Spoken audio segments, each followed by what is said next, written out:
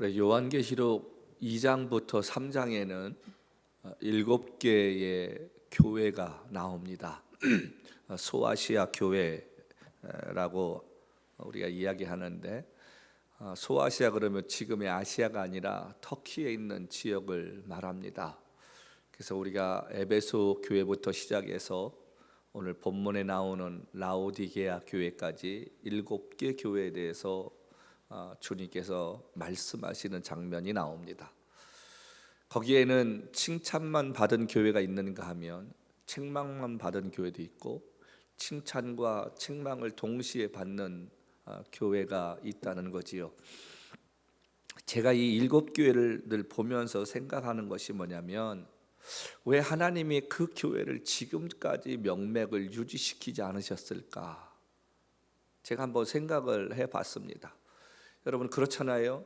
하나님의 교회가 세워지면 그 교회가 역사를 가지고 긴 시간을 가면 좋을 텐데, 왜 하나님이 이 교회들을 계속해서 있게 하지 아니하시고 중간에 사라지게 하시고 지금은 유물만 남은 하나의 관광지로 만드셨을까라는 걸 생각하다가 제 짧은 깨달음이 뭐냐면, 그 교회들이 역사를 오래 했다면 아마 교만해지고 자랑하지 않았을까.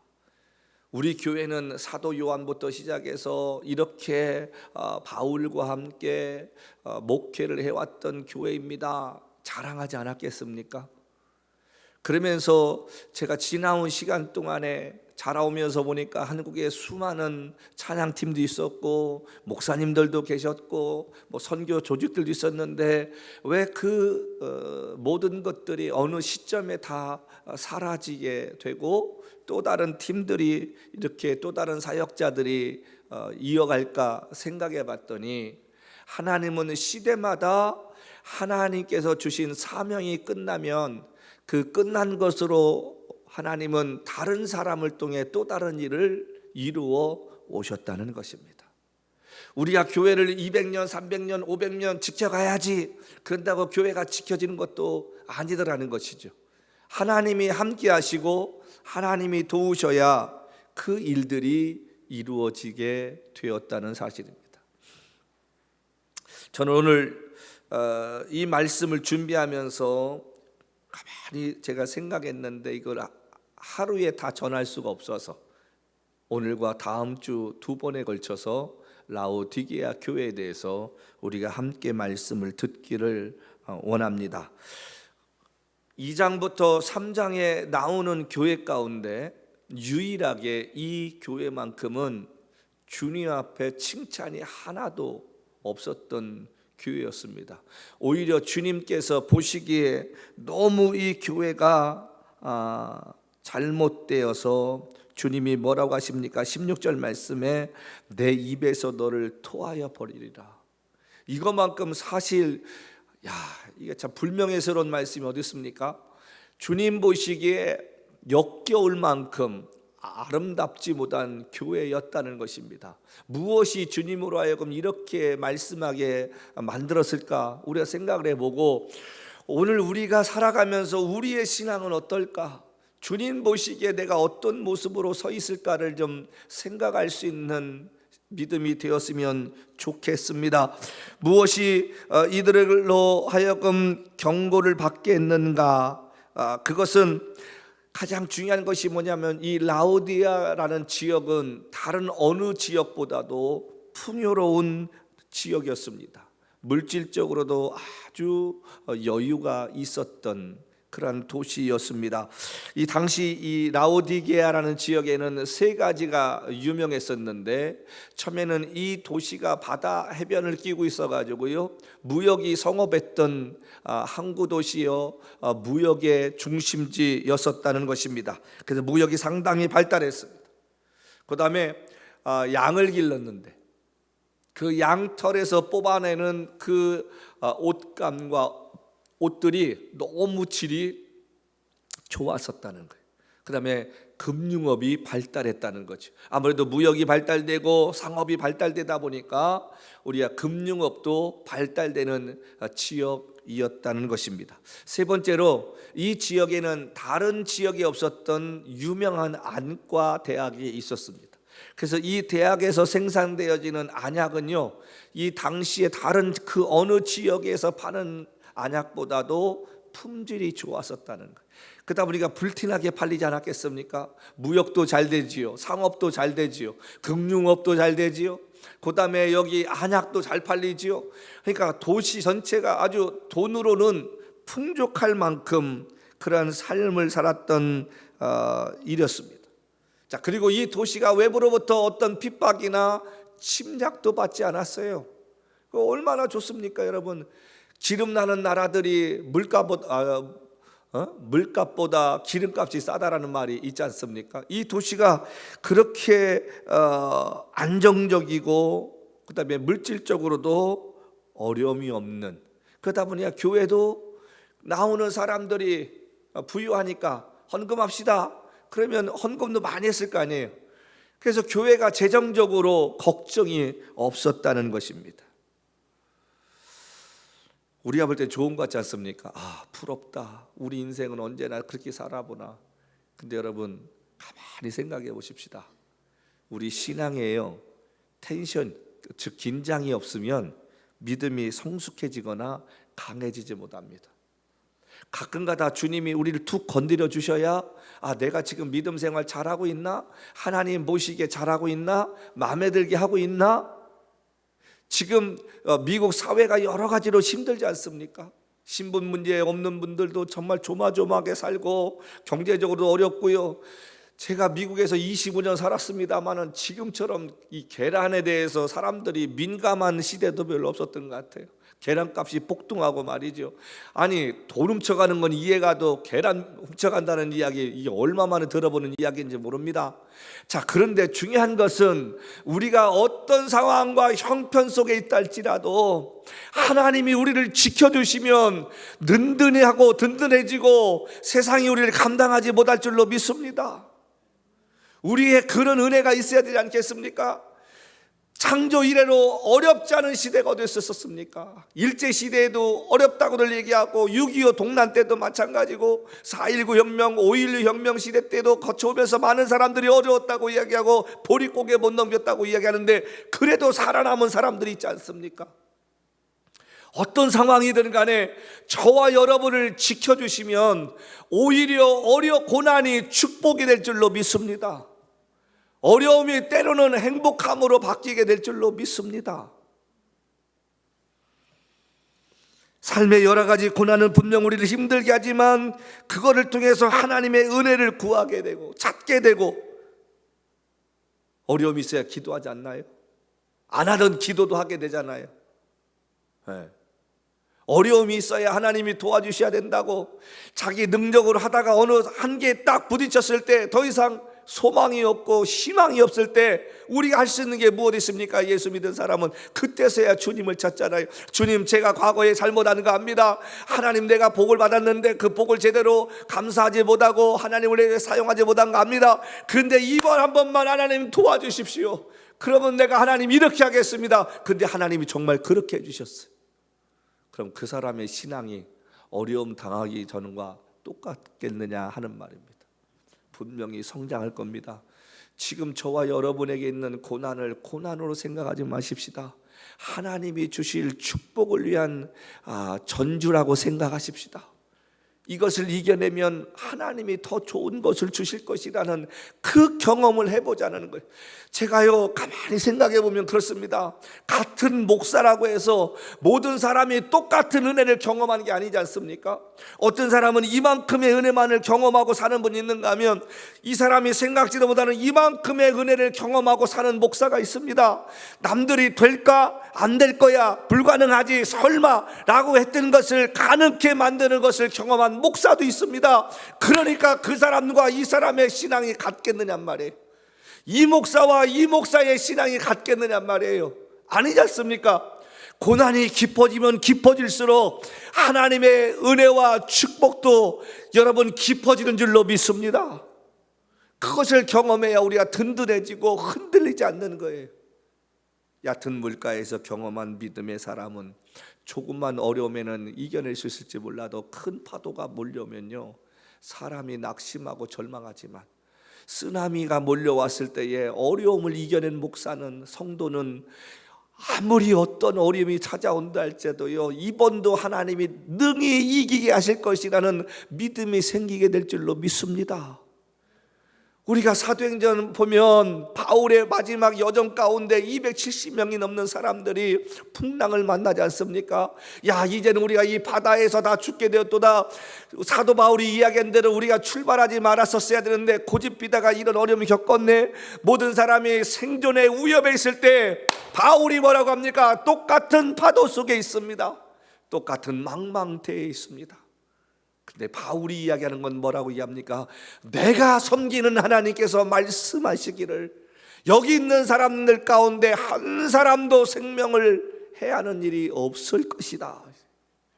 그 사람들은 어떻게 하든지 이 고난의 파도를 이겨내려고 애쓰는데 두렵고 초조하고 불안한데, 바울은 거기에서 담대하게 말합니다. 내가 섬기는 하나님께서 어젯밤에 나에게 말씀하시기를. 이런 믿음의 은혜가 여러분과 저에게 있기를 주님으로 축복합니다. 아무리 세상에 어려움이 찾아온다 할지라도 우리가 섬기는 하나님께서 말씀하시고 든든함을 주시는 은혜가 있기를 주님으로 부탁합니다. 축복합니다. 할렐루야. 그래서 여러분, 고난이 있어야 기도하게 되는 거예요. 그 기도를 통해서 하나님의 은혜를 깨닫고 좀 더 십자가 앞에 가까이 내가 내 힘으로 안 되는구나, 하나님 의지해 사는구나, 이것을 배우게 되는 줄로 믿습니다. 그러니까 고난을 고난으로 생각하면 낙심하고 절망되고 근심되고 염려되지만, 그 고난을 통해서 하나님께서 내게 또 다른 역사를 이루시겠지, 지금까지 지내온 것 주의 크신 은혜라.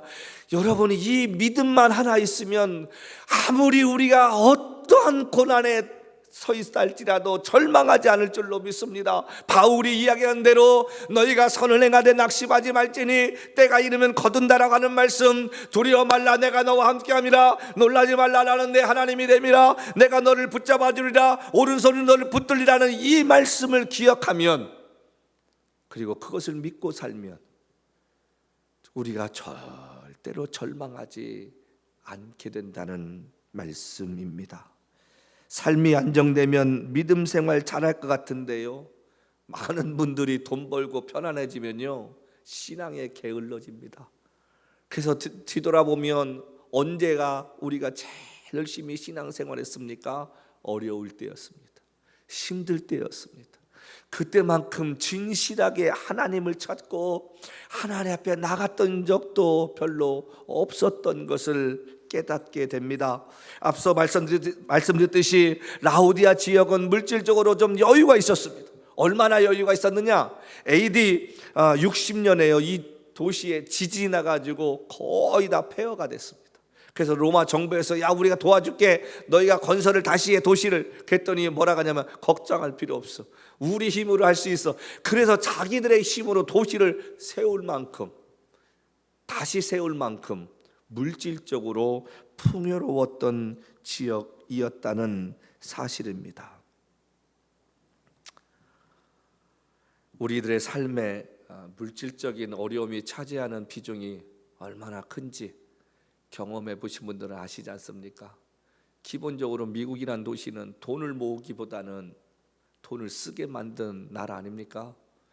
이때에 우리가 돈이 없다면 얼마나 힘들고 어려운지를 경험해 본 사람만이 알 줄로 믿습니다. 물질적으로 풍요롭다 보니까 이 라우디게아 교회가 그렇게 애절하게 기도할 필요가 없었어요. 풍요로운데 뭘 기도를 해요? 그러니까 간절함도 없어요. 전도하고자 하는 열정도 없어요. 내 삶이 편한데. 우리가 삶이 윤택해지면 윤택해질수록 우리가 절제하고 하나님께 가까이 더 드리고 하나님의 영광을 위해 살아야지 이렇게 생각하는데, 그런가요? 안 그렇습니다. 산으로 들로 바다로 놀러 다니는 시간 많고요, 예전처럼 하나님께 나와서 눈물로 기도하면서 하나님의 은혜 구하는 것 별로 없습니다.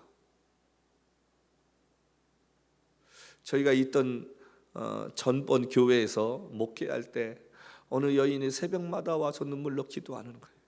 하나님 도와달라고. 근데 그 기도 소리가 강대상 앞에서 기도하는 제게까지 들린 거예요. 그래서 제가 어느 날 무슨 기도를 하는지 우리 교인이 아니니까 한번 여쭤봐야겠다 싶어서 시간을 내어 그분을 만났습니다.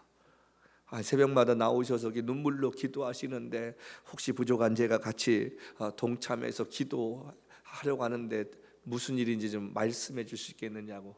아이고, 그랬더니 이분이 하시는 말씀이, 목사님 제가 영주권 들어갔는데요, 어려움이 생겨서 지금 이게 지금 진행이 잘 안 됩니다. 하나님께서 도와주셔야겠습니다. 그래서 아니 왜 본교회 안 나가시고 우리 교회 나오세요 했더니 제가 그동안 새벽기도도 안 갖고 거리가 있어서 그렇다는 거예요. 그러시냐고. 그리고 저도 열심히 같이 기도를 했습니다. 1년 가까이 기도를 했는데 어느 날부터 이분이 안 나오시는 거예요. 그러다가 우연히 그분을 어디서 만났어요. 그래서 집사님 잘 계셨어요? 어떻게 요즘 새벽에 안 보이시길래 뭔 일 있는가 했었더니 이분이 하시는 말씀, 네 목사님 영주권 받았어요. 그리고 끝이요. 이게 사람이 참 간사한 거예요. 어려움을 이기게 해주시면 내가 더 열심을 낼 것 같은데, 고난 속에서는 그렇게 말하는데, 근데 현실은 그렇지가 않습니다. 그래서 제가 가끔 보면요, 죽을 병에서 건진받은 사람들 있잖아요. 다는 아닙니다만은 정말 하나님 은혜로 살려주시면 주의 일하겠다고 열심히 했는데 그 병 고침 받은 사람이 그렇게 살지 못하면 얼마 후에 하나님이 데려가시는 것도 보았습니다. 하나님은 주시기도 하신 분이지만 찾기도 하시는 분 아닙니까? 하나님은 우리의 작은 음성에도 귀를 기울이시지만 우리가 하나님께 드린 작은 그 약속도 하나님이 기억하신다는 사실을 우리가 잊지 말아야 할 줄로 믿습니다. 우리는 너무 하나님께 약속한 것을 잊고 삽니다. 내 것을 들어주시기를 바라지 내가 하나님께 해드리기로 했던 것은 잊고 삽니다. 그런데 하나님은 그걸 기억하시더라, 그런 말씀입니다.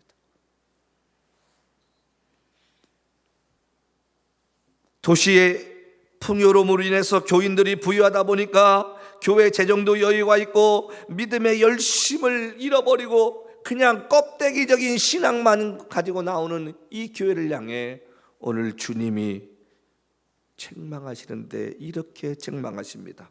우리 15절 16절 보실까요?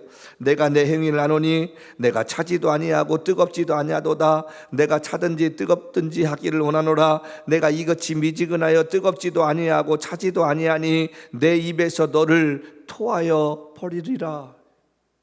주님이 지금 말씀하신 것이 뭡니까?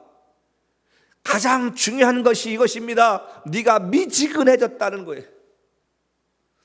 토하여 버린다는 것은 결과적인 겁니다. 그게 어디서 왔습니까? 미지근해졌다는 거예요.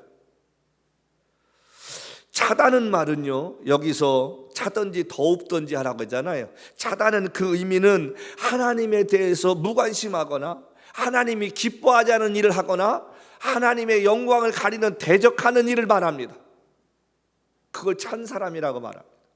교회에 꼭 이런 사람이 있지 않습니까? 전통을 이야기하고 고집을 이야기하고 이게 하나님의 영광을 위한 일인지 또 다수를 위한 일인지를 생각하기보다 자기 마음에 안 들면 반대하는 거예요.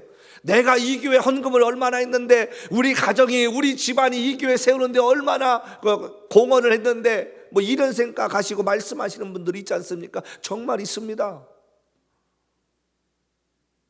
사역자들을 우습게 알아서 자기가 그 사역자들을 핸들링 하려고 하는 분들도 계십니다. 찬양하는 게 마음에 안 들면 찬양하는 사람을 불러다가 왜 찬양을 그따위로 하냐고, 이렇게 해야 되지 않냐고 말하는 장로님도 계십니다. 이런 사람들이 찬 사람입니다. 가슴이 뜨거워야 되는데 형식만 남은 신앙생활 하시는 분 있잖아요. 기도는 또 그런 분들이 얼마나 멋있고 거창하게 합니까? 거룩을 들여대면서 나름대로 거룩한 모습을 하는데 그 사람 가운데 열매가 보이지 않는 신앙인들, 이런 사람들이 찬 사람들입니다.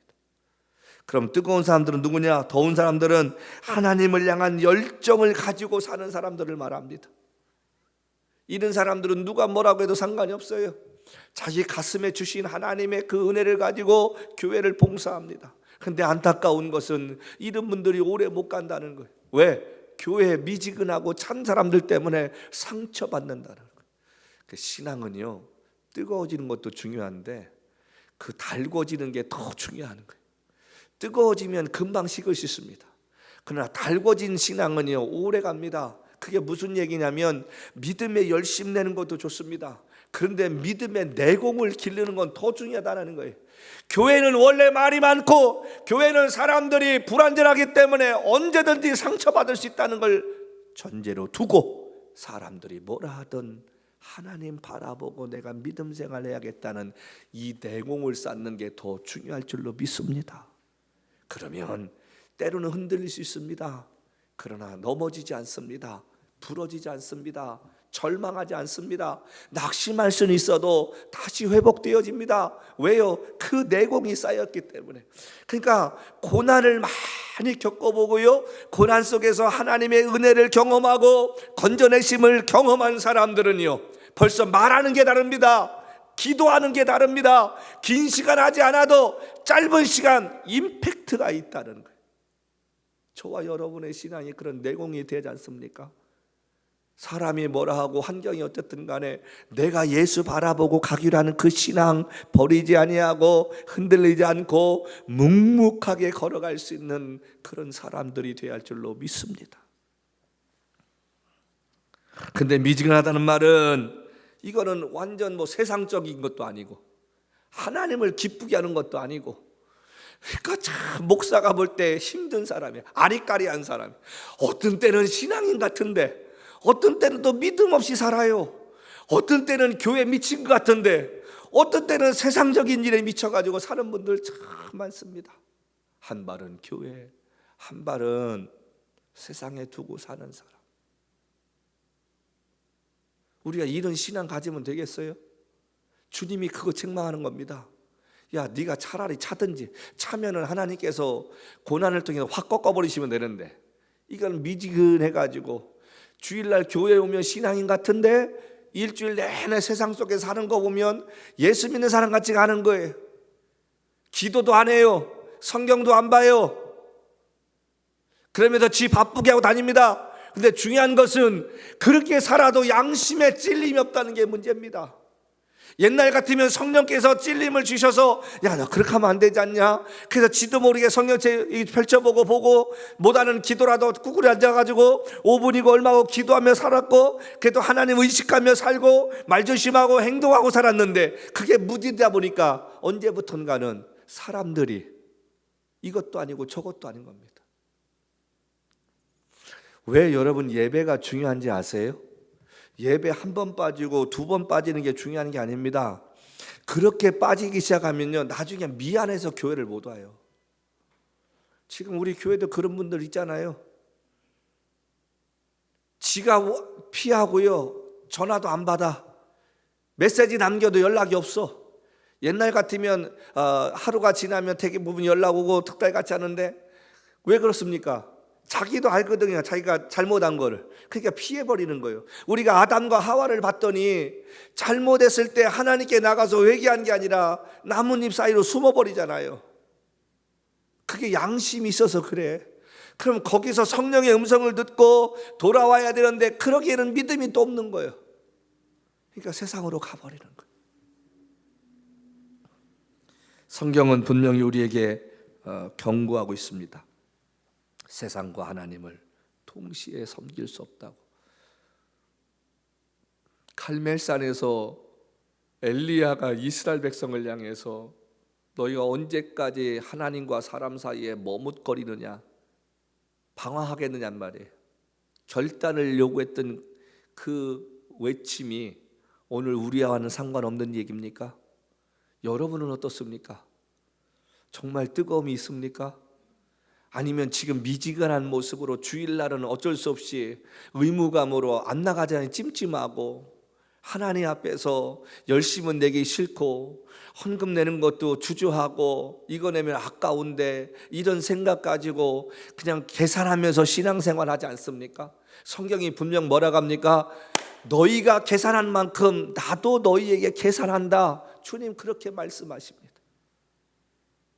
우리가 예수를 믿었으면 예수를 위해서 한번 일생을 걸어보는 신앙이 돼야 되는데, 언제부턴가 하나님의 일을 하자고 하면 내일 생각을 합니다. 내 스케줄이 어떠느니, 내 환경이 어떠느니 그것 따집니다. 나도 모르게 그렇게 돼버리는 거예요. 하나님의 일이 우선이라고 생각하고 살았는데, 그게 본업이 돼야 되는데, 내가 사업을 하든 내가 직장을 다니든 하나님이 원하시면 언제든지 그거 때려칠 수 있어. 왜? 나는 하나님의 영광을 위해 사는 사람이에요. 그게 우선순위가 돼야 되는데, 언제부턴가 내가 먹고 사는 일이 우선순위가 돼서 하나님의 일을 하자고 하면 잠깐만 기다려보세요, 내 스케줄에 맞춰볼게요, 계산하기 시작합니다. 그게 미지근해진 신앙인 거예요. 옛날에는 앞뒤 안 가리고 하나님의 영광을 위해서라면 있는 거 없는 거 다 주머니 털고, 회사도요 휴가를 내가지고 부흥회를 참석했던 우리 믿음의 선배들의 모습이 있었습니다. 근데 지금 그러냔 말이에요. 교회들이 이제는 뭐라고 하면 바쁘다고 하고요, 힘들다고 얘기하고요, 건강이 안 좋다고 이야기하고요, 이 핑계 저 핑계 다 되어버렸습니다. 이 시대에 우리의 결단이 필요한, 우리의 결단하는 신앙이 필요한 시대 아닙니까? 하나님이 우선인가? 내가 하나님을 위해 살 때 하나님이 내 인생에 먹고 사는 것도 책임져 주실 거야. 이러한 결단의 신앙이 필요할 줄로 믿습니다. 너희는 먼저 그의 나라와 그 일을 구하라고 하는데, 그걸 언제부턴가 성경의 한 구절의 말씀이 돼버렸지. 내가 주님 기쁘시게 하는 그 일에 대해서는 우리가 생각하지 않는다 하는 말입니다. 우리 모두에게 한때는 주님을 향한 뜨거움을 가졌던 때가 있었습니다.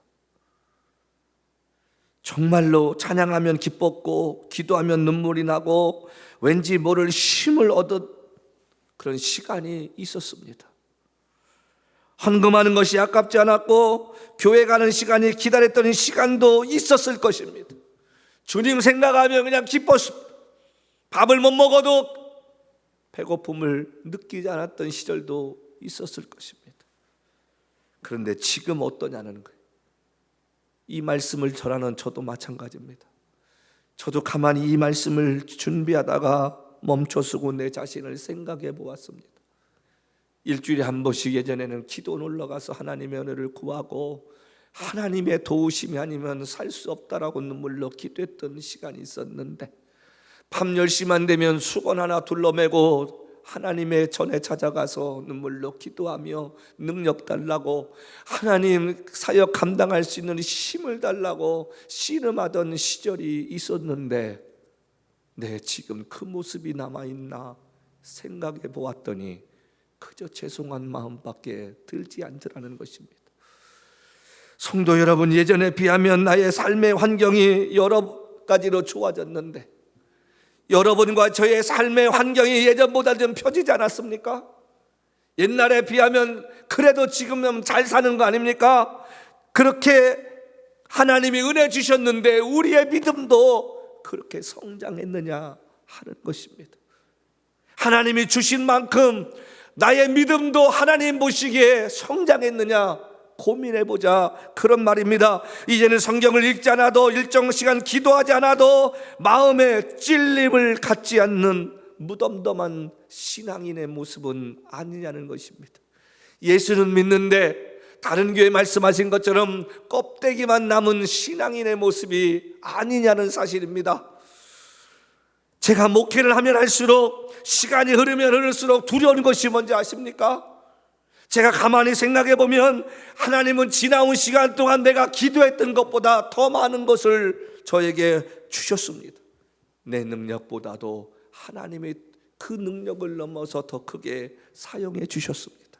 자, 그런데 내가 그렇게 은혜 받고 살았는데 주님 앞에 서면 내가 칭찬받을 수 있는 목사로 살고 있는가?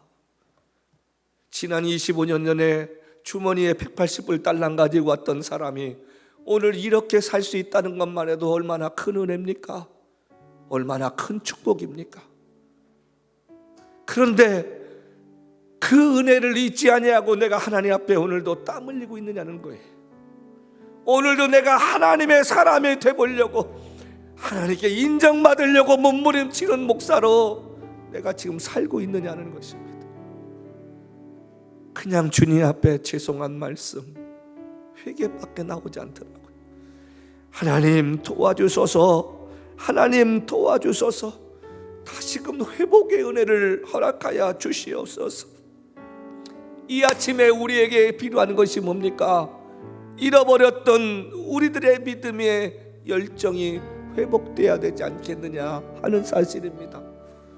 주님 보시기에 지금 도해내고 싶을 만큼 마음에 들지 않는 교회인데, 주님이 버리시면 되는데, 주님이 잊어버리시고 다른 교회 세우시면 되는데, 여기 18절 말씀부터 뭐라고 얘기하시냐면, 내가 너를 권하노니 내게서 불로 연단하는 금을 사고 쭉 말씀하십니다.